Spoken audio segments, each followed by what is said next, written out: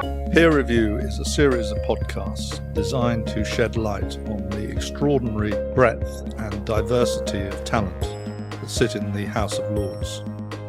The House of Lords often gets a bad rap because it is thought to be a house of cronies and it is an unelected house. But I hope through these interviews you will see that there is this extraordinary talent, there is a great knowledge and experience, and with that I leave you to draw your own conclusions. My guest today is a peer who's been described as the consummate peer. He's one of the 92 hereditary peers sitting in the Lords and has been amazingly on the red benches for 38 years, and he's still only 63. Extraordinary achievement. He has witnessed firsthand the seismic political events of the past few decades, a minister under Margaret Thatcher, John Major, and David Cameron. He's been leader of the House of Lords, a cabinet minister, and in 1999, as opposition chief whip, he was at the heart of the secret negotiations over House of Lords reform with Tony Blair, and then Labour Prime Minister, without the knowledge of his own party leader, William Hague. His life has been in politics, and given both his father and grandfather were politicians, I think it's fair to say politics runs through his blood. He is none other than Thomas Galloway Dunlop de Bleaky Galbraith, the second Baron Strathclyde, who's not only a Privy Councillor, but was recently awarded the Companion of Honour and has been a friend and a counsel to me for many years. Tom, it all started at a very early age. Your father sadly died. He was knighted, having had a horrendous assault on him and your family by the press. He was exonerated in something called the Vassal affair, where Vassal was apparently a spy. Your father, as I say, was exonerated. He was paid damages by the newspapers, but it had a great toll on his health. Your grandfather was the first Lord Strathclyde. He himself was a minister for Scotland in the Churchill government, I think I'm right in saying. And so you eventually inherited from your grandfather, who died when you were 25. Mm-hmm. Well, Jonathan, that's right. I mean, you've got a very good handle of everything that I have done and been. And the fact is, I do come from a political line. My grandfather, who had served in the First World War in the Royal Navy in these monstrous battleships, slept in a turret, 15-inch guns, quite an extraordinary life. He then joined the Glasgow Corporation, which is local government for Glasgow, and then later on, having qualified as an accountant, he became an MP and served for many years until he was invited to become a peer in the House of Lords, and he served as a minister in the then Scottish office, and which he continued for many, many years. And he died when he was about 95 in 1985, when I inherited, relatively young, 25 years old, from him. My father having predeceased him, and you're right, he was an MP for 33 years. He'd had an interesting parliamentary career until it was discovered that one of his rather junior private secretaries had been a Russian spy, for which he was convicted and sent to jail. The newspapers made much of this, and he was given a very difficult time in the early 1960s, I mean, before I can remember it. And he never entirely recovered from that blow, although he was a minister again. But he was not preferred by Ted Heath, and by the time Margaret Thatcher arrived, he was frankly too old, and he died in 1982. So then I became a peer. I had a job in London, but I was interested in politics, so I'd go along to the House of Lords, which was an extraordinary place. But just let's pause on that, because it is fair to say you were earning a good income in the city.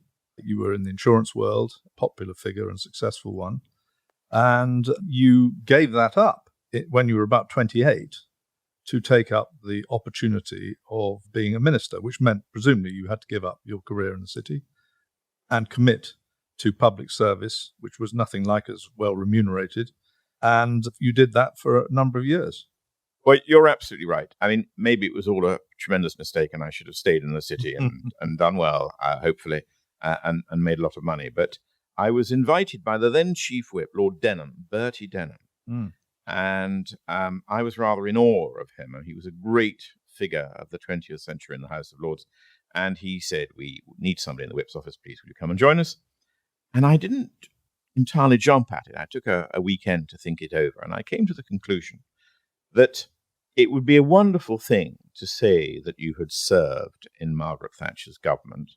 The year before she'd won the 1987 general elections, things were obviously quite difficult, and it was by no means certain that we would ever win another general election. So I rather imagined I'd do it for a couple of years and then find something else to do. But I very much wanted to do something political, something in the House of Lords that had a bit of meaning and part of the life that my grandfather and father had done, a life of service, if you want.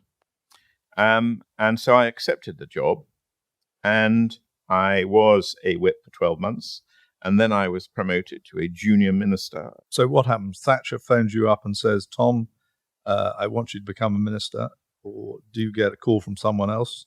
No, she did. I mean, in those days, the Prime Minister really did choose and decide who she wanted in her government, obviously on advice. And it was an extraordinary thing. I went into number 10 Downing Street, and she invited me to become a minister, which was very kind and generous of her. In fact, I subsequently worked out that I was her youngest minister. Not the youngest in the House of Commons, but the youngest overall of her ministers, which is why now I'm very proud to be the chairman of the Margaret Thatcher Archive Trust, which looks after all her papers, apart from her, government papers. And that's at Churchill College, isn't it? It's at Churchill College, Cambridge, and they do a magnificent job in looking after them. So in the Thatcher years, you were at employment and you were Minister for Scotland. Thinking back on those, what are the things that you changed, that you achieved whilst you were doing it? Well, the employment job was genuinely interesting. And I was completely new to it, still in my 20s. But a few years before then, David Young, who was a great Secretary of State for Employment and had come from business to try and transform various things, he had decided that leisure, what he called leisure jobs, was going to create the employment for the next few decades. And so in employment was the tourism department, and I became the Minister for Tourism. It was hugely entertaining. I travelled the country. I mean, England. I mean, you were like a Butlins redcoat. I was. I went to Blackpool. I went to the Pleasure Beach. I went to loads of places. I mean, you name it, I went to it and experienced the world of tourism. They were all deeply skeptical of me, but actually I worked away at it and with them. And in the end, we had a great time. Sadly, I only did it for 12 months because then I got another call from number 10 and I was sent to the Department of Environment, very briefly, which had just put into place the legislation for the community charge, otherwise known as the poll tax. That's one thing you weren't blamed for. No. Yeah. I was only there for a few months, and then there was an enormous political row within the Conservative and Unionist Party in Scotland. And what it meant was that Michael Forsyth, who's now Lord Forsyth, very brilliant, who had been chairman of the party, he had to move rather rapidly. And Lord Sanderson. What was the row about? I think at heart it was a clash of personalities and a little bit of policy on how to do things or how not to do things. And this was, of course, before Scottish independence. Yes, I mean, Scottish independence and devolution have been rattling around for a very long time, and wasn't moving forward, but it was there. It was an issue. And there was certainly a movement within the Scottish Conservative Party to accept an element of devolution, which I was very much opposed to, as, to be fair, anybody else was who counted. And so there was still a battle and an argument to be had, and to convince the then Prime Minister, Margaret Thatcher, who was a firm unionist, that this was the right approach. So I went up to Scotland to become the Agriculture and Fisheries Minister and Minister for the Highlands and Islands. Again, it was all a great revelation, and it was very, very interesting because there was an aspect of policy development. What was the policy development? Well, on things like fisheries. Fisheries, as you know, was essentially run by Brussels, by the European Union, and this was before the Maastricht debate and all of that. So I spent an enormous amount of time going backwards and forwards to Brussels with the English Minister for Agriculture, who was John Gummer. And actually, John Gummer was amazingly good and direct about it all, but I had to, keep fighting the Scottish corner, which I was very happy to do. What were the issues? What were the issues the Scottish fishermen? The issues were about how to provide for conservation of the fish while catching enough and valuable enough to be able to make a living. And there was a huge debate about something called the square mesh net. And the square mesh net, contrary to a more diamond-shaped net, meant that little fish could escape. And this debate went on and on for many, many months. But in the end, they managed to reach some sort of a compromise. And actually, it was great. It was very successful. And 10, 15 years later, the fish stocks in the North Sea began to recover and to climb haddock and cod principally, but many others as well. And then, of course, the demise of Thatcher, which you must have been pretty upset about. Yes, it's a very interesting question, which I've thought about many, many times, including when I was there. I mean, this thing, it just happened because it was all in the House of Commons. But there was, without a doubt, a move towards getting her out. People felt she'd been there for too long. She wasn't coming up with any new ideas. I didn't think that was right. I actually thought a prime minister who had won 3 general elections had the ability to win a 4th. The only blot was this thing called the poll tax. And the poll tax really did cast a very long shadow over Thatcher's last term of office. And I think it is unlikely that she would have changed her mind on the poll tax. I think it would have been politically difficult and personally difficult. And I was part of a conversation. We were all part of a conversation where they say, what do you think? What advice should we give the Prime Minister? This is the Secretary of State at the Scottish office came to see me, and he was very sure that it was time for the end. And inevitably, that is what happened. And it was a sad moment in politics, although no doubt lots of people rejoiced for it. And then suddenly we had John Major. We had this competition, and there was John Major. And it was a very different style, a different kind of politics. John Major was, I think, a very able and capable man, but it was a totally different way of operating from Margaret Thatcher. And you went back to environment? I did, very briefly again. And then you became Minister of State for Trade? Yes, I went to the Department of Trade and Industry as a Minister of State, where I became the Minister for Small Firms. And there were lots of jokes about that they had been large firms, but now they were small firms. but actually they were small firms, and often family firms that really had struggled through a period of recession. And we were trying very much to champion them, particularly towards the Treasury in terms of tax, inheritance tax for family firms. And also there was a vibrancy and an energy in the small firms sector that was very different from that faced by larger firms. So I was very, very happy in that department. I worked for Michael Heseltine, who was an extraordinary Secretary of State and actually a very substantial figure. Whatever else he did, he was a very substantial figure as president of the Board of Trade. And of course, he was a very successful businessman himself. He was, and he... and still is, actually. He was. I mean, if there was a fault, it wasn't really a fault, but every morning he would come in fizzing with ideas. Civil servants were commissioned to do some work, produce papers by the afternoon. But by the next day, most of these ideas had disappeared, and it was another slate of ideas. But you were there for 3 years, weren't you, roughly? No, I was there for 12 months. 12 and months. Then there was another call from number 10, and I went to see the Prime Minister, and I walked in and I said to him, "You've been very imaginative this morning," because we'd already heard what the reshuffle was like. And he said, "Well, not as imaginative as I'm about to be." And then he said, "I'd like you to become the Chief Whip in the House of Lords." And of course, that was totally ridiculous. I was young enough to be the grandson of most of these hugely eminent people in the House of Lords. But he talked me into it, and I went out, and the new leader of the House of Lords was Lord Cranborne, who I didn't really know terribly well, but I got to know him very well and became a very good friend. And the two of us had a fantastic partnership for several years thereafter. And of course, he, like you, was steeped in political tradition, being from the Salisbury family. And you became, as you say, very close friends, and he was someone you could seek a lot of advice from.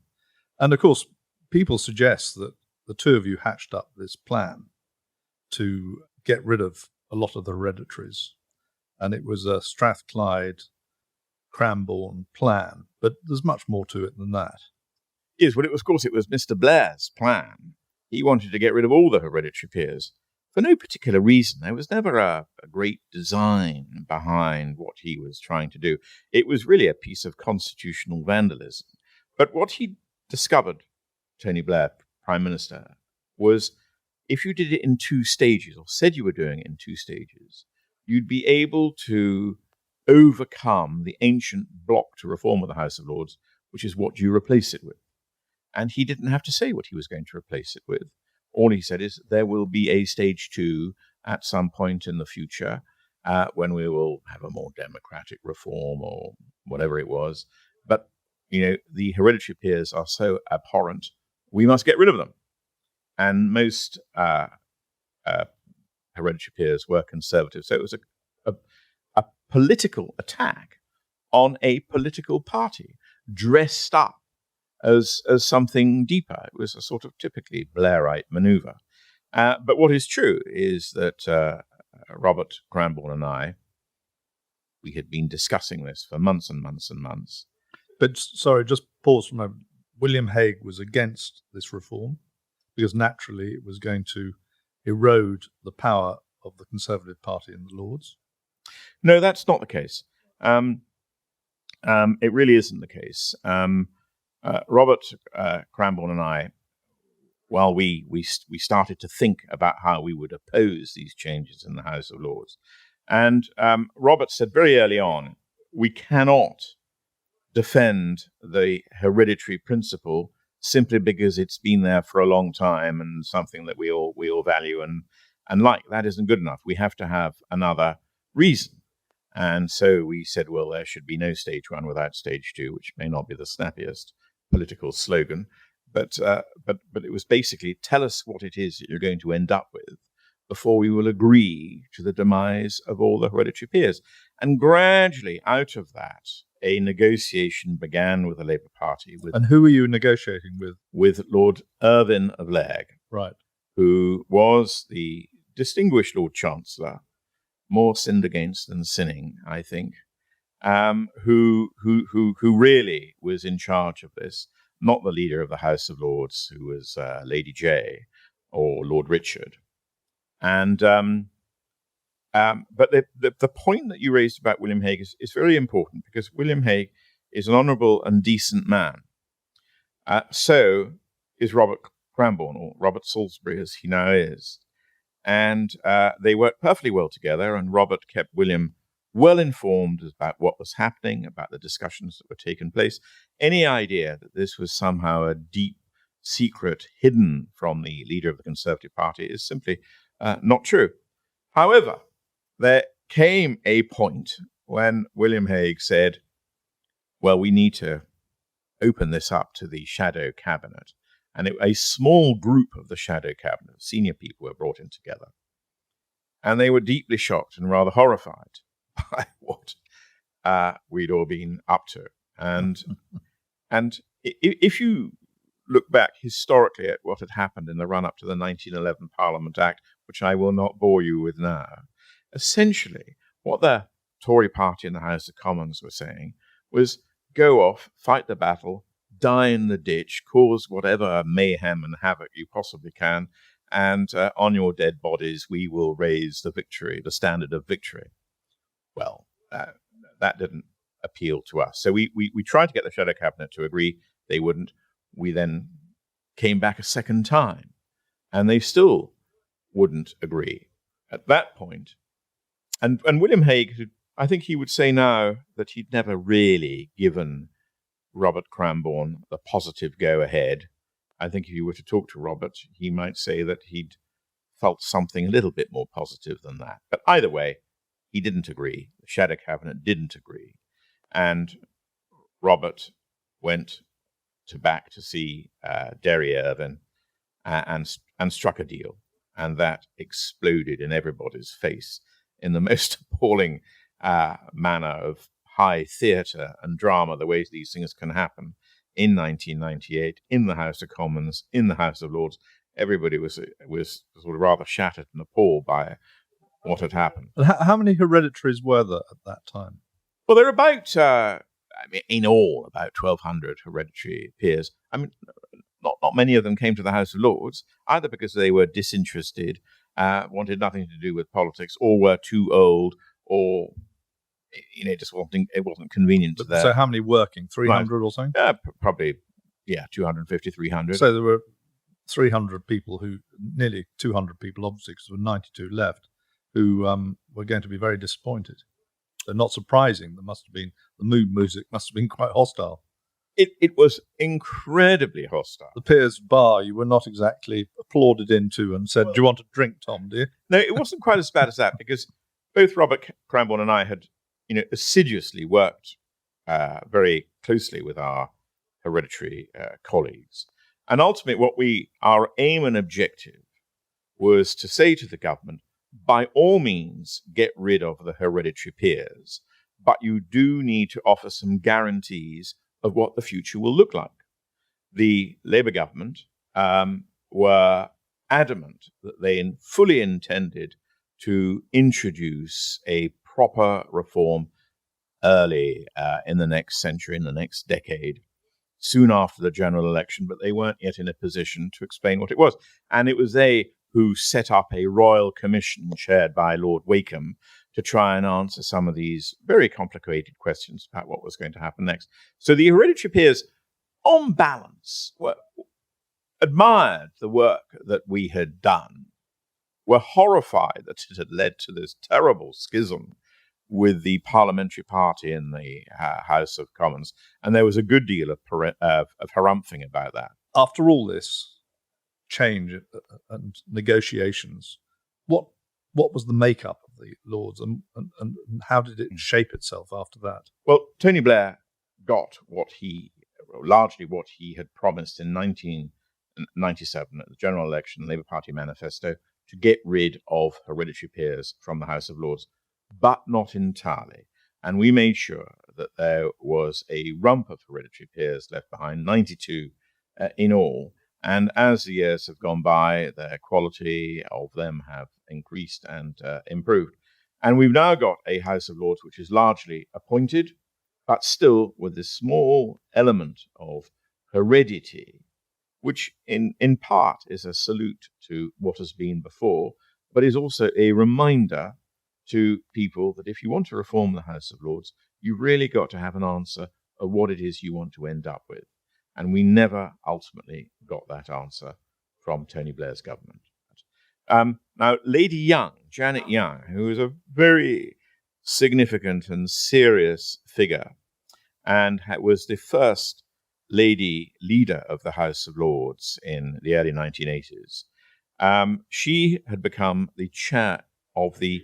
And she was Conservative. Yeah, she was Conservative. She'd become the chair of the Association of Conservative Peers. And so as Chief Whip, I got to know her very, very well. And she came up to me and she said, look, you're going to have to take over the leadership. I said, I couldn't possibly do that. Not after what we've been through. And then William Hay called me and he said, I want you to be leader. I said, oh, terrible. He sacked Cranborne.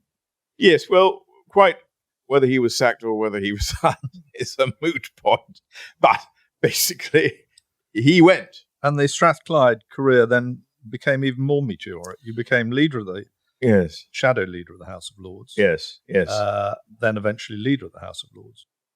Talk about the elected. So the 1999 Act was passed. The elections took place for the hereditary peers who were going to play a part, and by-elections kicked off in the early part of the decade. So it was an extraordinary period of change within the House of Lords itself. I mean, suddenly, this body that had a large hereditary element, what felt like forever, the introduction of live peers in the late 1950s, obviously had a very good impact, but they were all kicked out. And it was a blatant political game. But we were still able to be politically active in the House of Lords, to bring people round and make sure that there were some significant changes to legislation, most particularly on things like terrorism, a real attack on civil liberties, on ancient rights of the British people, particularly after 2011. But it was right that we stood up to those forces. And that really took us through that Parliament and the one after 2005, right up to the 2010 general election, where Mr. Cameron became Prime Minister with Nick Clegg as his deputy. And there he wanted to, part of the manifesto for the Liberal Democrats, they wanted an elected chamber, and the battle started all over again for survival. It did. It was an important part of the electoral plank for the Liberal Democrats. I'm not entirely sure how committed Nick Clegg was to it, but he knew his party were. And so he took it upon himself to try and get something done.